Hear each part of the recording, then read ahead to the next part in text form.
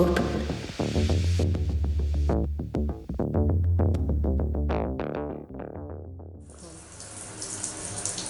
"Oh my God, Chief! This water is hot!" Serrano cried with squealing joy. Regulation usually put hard limits on bathing water temperatures. The shed was an old building with multiple independent power and water sources. This shower was connected to an old one, designed where exceeding, scalding heat was the next power setting above room temperature. This soap is nasty, though, and if you value your lunch, don't bother looking at the floor. I think I'll need to visit the decon facility and get my feet microwaved after this, Webster replied. "Ah, why'd you tell me that?" she shouted, her voice echoing off the tiles after she looked down at tiles covered in slimy mold. Serrano could have picked any shower head in the room. She could have waited her turn, or, had she asked, Webster would have waited his. Instead, after Webster had already tossed his towel on the bench and was turning the water dials, Serrano came in to the open shower room and settled at the head right next to his. The room was steaming up, so Webster could pretend that the fog covered their modesty. "So what the hell was that all about? That X crap?" she whined, turning as she scraped the dusty bar of soap in her armpits. Webster blinked rapidly until he could peel his eyes away from staring at the toned muscles in her thighs and buttocks. Of course she juiced. Their medtech practically fed it to all of them for breakfast. But Webster had never seen a woman who looked so much like a bucking racehorse. "This X stuff is above our pay grade, I think. Maybe it's nothing. Maybe a way to put an end to all this violence, finally." He now turned, letting the soap run off his back, scrubbing the curly hairs on his chest. "You don't think this means they're getting rid of us?" "They wouldn't dare. It would mean letting you out into the wild. They could put me down." She was serious. No, she couldn't be. Serrano had no tone of voice other than serious, and he knew she liked to joke around. Webster turned and was shocked to see her full frontal form facing him.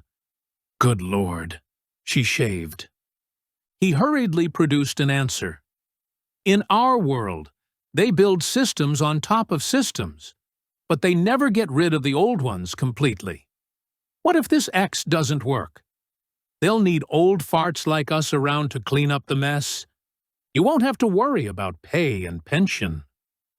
"That's not what I'm worried about." She looked down, staring incidentally and unabashedly at Webster's genitalia. "If work dries up, I don't want to be bored."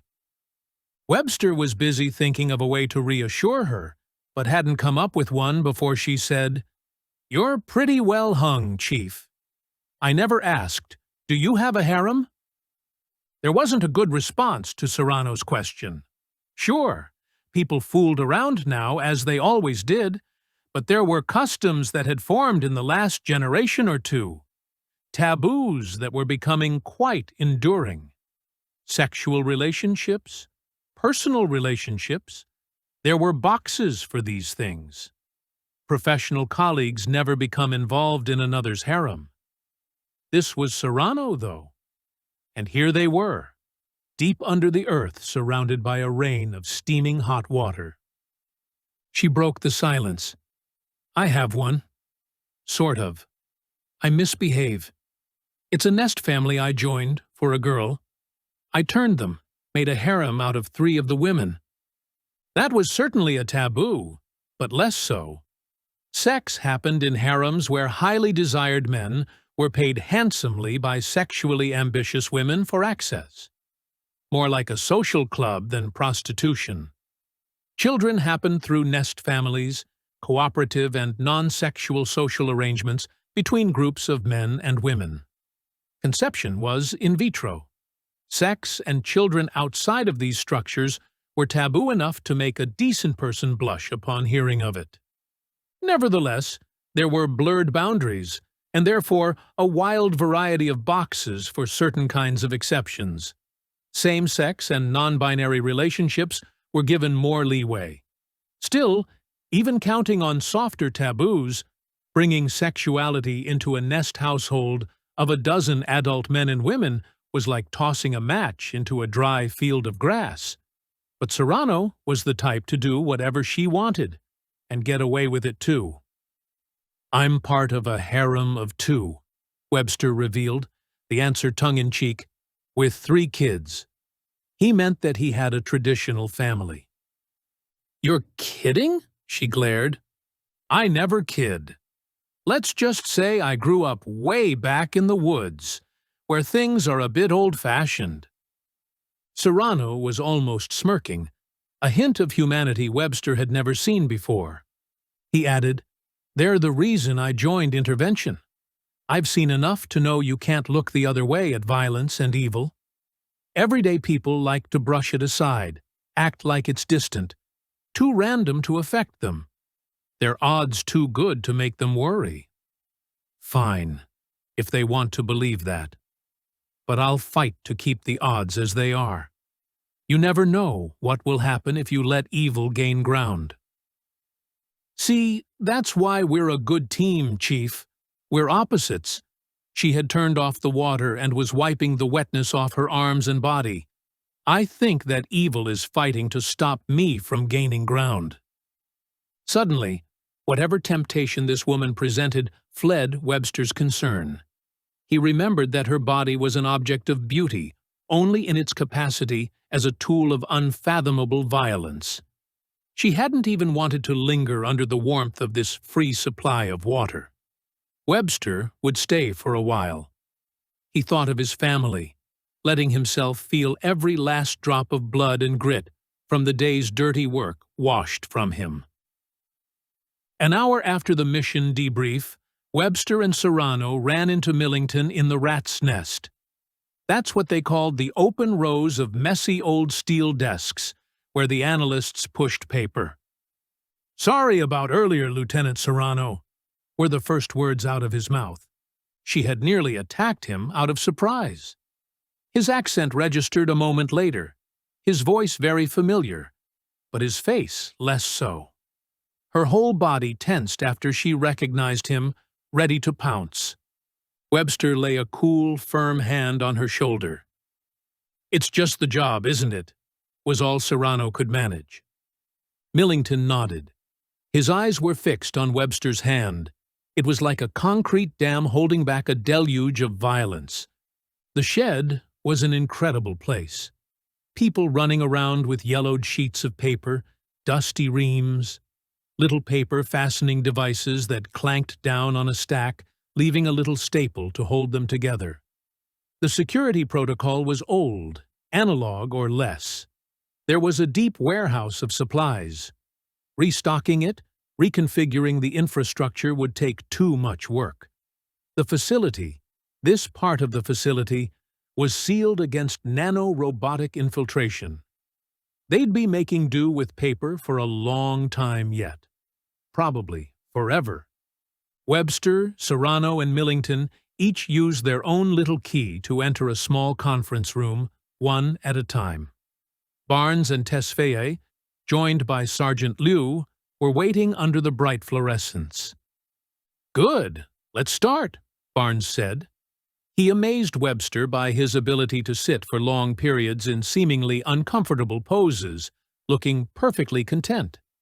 His informal call to order saw him shift from leaning on one of the old, worn armrests of his chair to the other. He removed his elbow from an exposed screw, adjusted, moved his tie, and that was that. Plaid shirt and wool tie. He wouldn't budge for an hour. "Thank you, Director," Webster repeated. "There's nothing I can add more than what you might have already seen. Alpha Team, any comments?" "You all saw it. The bastards were organized," Serrano spat, succinct. "It was a setup, a snare." "Unlikely," Tesfaye repeated. "Lieutenant Serrano is right," Liu offered, happy to find a point of agreement with her. "There's a larger plot here. We're lucky Ansari was only injured." "How is he?" Webster asked. "Any word?" "Last hour, Seems fine. Maybe a scar which he might choose to keep. The Medis did their job. They almost didn't, Webster commented. There was a shutdown. Dust falling from the sky. I swear, I thought for a minute it was a gray goo incident. Millington chuckled, then sighed. The technical director is skeptical about the gray goo phenomenon, Chief, Barnes teased. It's an impossibility, Millington obliged. It was the first anticipated fail-safe concern. And anyway, it goes against the axioms of regulation completely. It wasn't gray goo which vexed us today, chirped Tesfaye, whose decision to speak profoundly annoyed the director. This gray dust. Obviously, this kind of shutdown protocol is connected to the fail-safe you mentioned. Technical director, the question is, what triggered it? A coordinated attack, Serrano pleaded. No, Millington challenged. No, that is not what the data show. This was a spontaneous phenomenon, an intersection of independent trends, a harmony of chaos.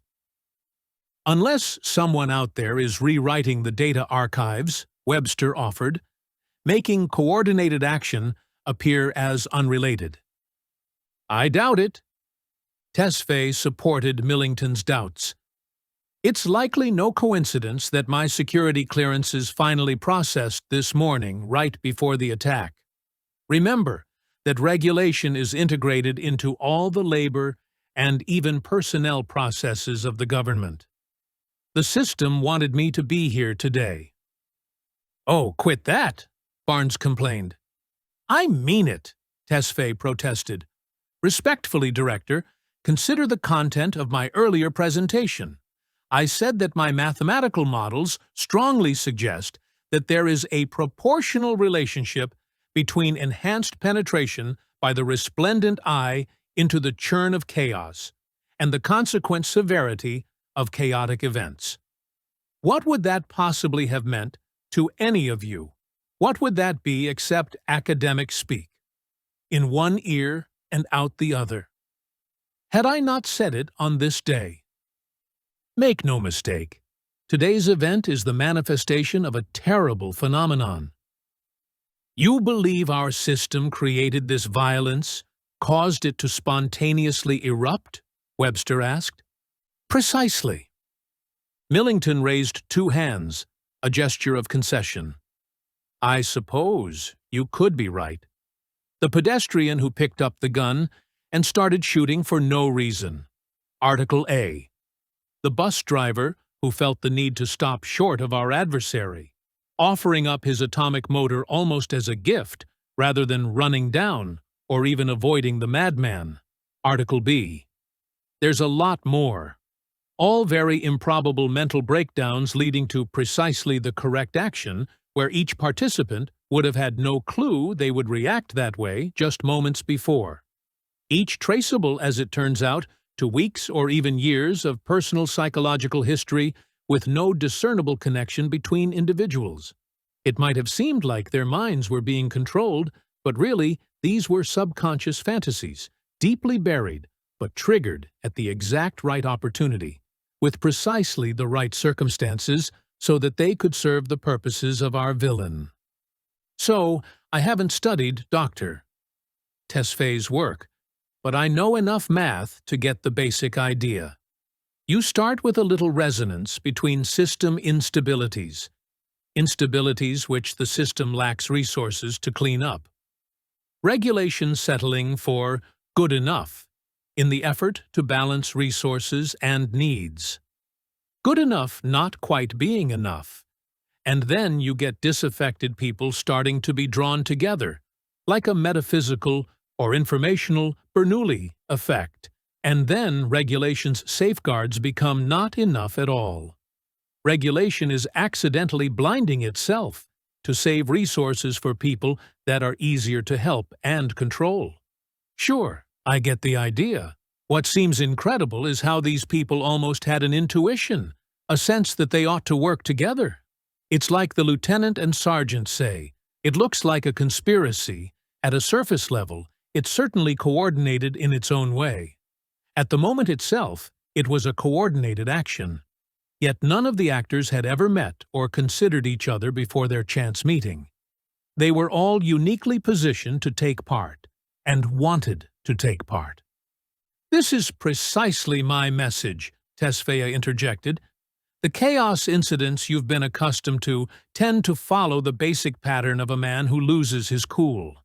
Obviously, premeditated terror is suppressed. Psychological patterns are tracked. But there's the lone agent who never realizes they have a grudge against the world. And then, in a moment of opportunity, as the thought occurs to them that they could cause a lot of damage, that's when they realize they want to. They seize the chance before regulation, bound by its fail-safe protocols and balanced priorities, can suppress it. Here, today, we see the intersection of moments of opportunity. We see that our masked man is almost a magnet, or attractor for them. How the will to participate naturally dawns on them when they arrive in the moment. And then, even regulation breaks down in a cascade as the forces of chaos slam up against the seawall of its fail-safe protocols, flowing over it. Poof! Gray dust. You can only lock people in meta-statistical cages for so long. You can account for their psychology, model, and predict their behavior, sabotage their individual will, suppress and degrade their souls. Eventually, the reality of the existence of human will must emerge to assert itself. The human mind is alive. It cannot be made into a complete system, a predictable system, without introducing so much contradiction that it dies. We can only expect this level of chaos to grow worse. Barnes raised his eyebrows, his one permitted gesture. "That sounds like a good argument for X, Doctor." Tesfaye. "Director," Tesfaye retorted, "X does not address the core mathematical paradox. It could likely make things far worse." "So, what do we do? Go backwards, maybe? Back to before regulation? Back to the wars and economic depressions? The drug dens? The rape gangs and child slave rings? Humanity had an ideal once, democracy. That God failed us.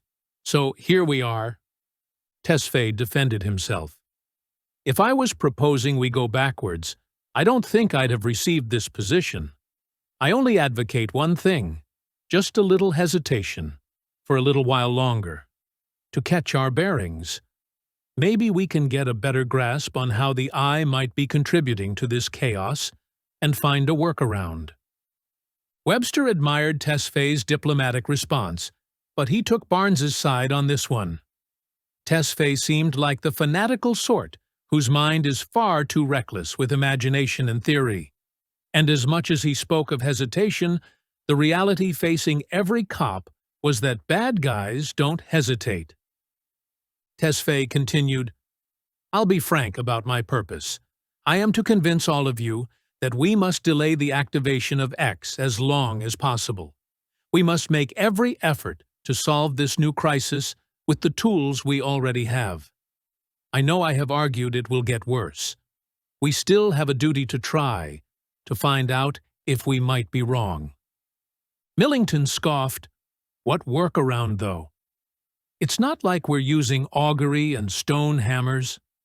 What I saw today scared the hell out of me. We were totally blind. Once the masked man appeared, even the eye stopped registering any threat. The man was practically controlling regulation himself. This thing you call a crisis, it's an enemy. What kind of enemy is invisible even to the gods?" Barnes let the room sit in silence as they pondered Millington's words.